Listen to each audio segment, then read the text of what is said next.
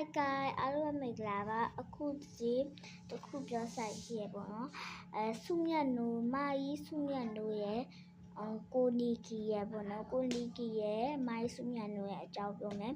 သူတို့တွေကကွဲတွားလို့ကြပြီပေါ့နော်ကွဲတွားကြပြီအဲ့လာကိုဒီဗီဒီယိုလေးကိုပြန်သမှာပေါ့နော်ဘာဖြစ်လို့မာကြီးဆုမြတ်နိုးရဲ့ကိုနီကီရဲ့ဘာဖြစ်လို့ကွဲတွားရဆိုဒီမှာပါမိုင်းဆုမြတ်ရဲ့ရန်ကြီးရဲ့ပြောထားတဲ့စကားပေါ့နော်ဒါကိုမဆုမြတ်တို့ကလက်ခံပြီးတော့ဒီကိုနီကီကိုအဲ့လိုမျိုးခွဲလိုက်တာတော့အဲ့လိုမျိုးတော့မှတ်တယ်ပေါ့နော်ပြီးလို့ရှိတယ်ဒီမှာပေါ့နော်ဒီမှာ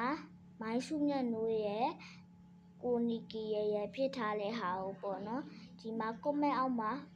မဲ့ပေးထားရပေါ့နော်ဒီပထမဆုံးပေါ့နော်ပထမဆုံးပုံကမေးထားရပေါ့နော်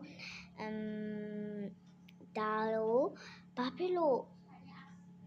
ဖြစ်တာလဲဆိုလာတယ်အမလည်းမသိပါဘူးဒီမိုင်းဆုမြတ်တို့ကတော့ဖြစ်ရှိလို့ဖြစ်တာလားမဖြစ်ရှိလို့ဖြစ်တာလားဆိုတော့စာရာလည်းမသိပါဘူးပေါ့နော်